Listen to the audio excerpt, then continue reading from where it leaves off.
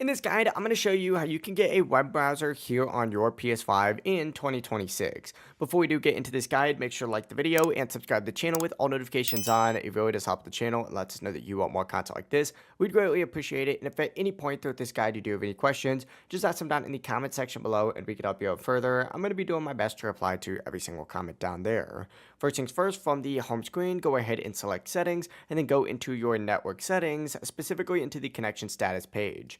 Scroll down and select View PlayStation Network Status, and then go ahead and scroll all the way down until you see this little tab right here, where you're going to want to go into either About Us or Blog. You're going to have to check both of these tabs because one of these tabs in here is going to have a social media tab on it. As you can see, mine is on Blog. Well, you're going to want to go ahead and select YouTube.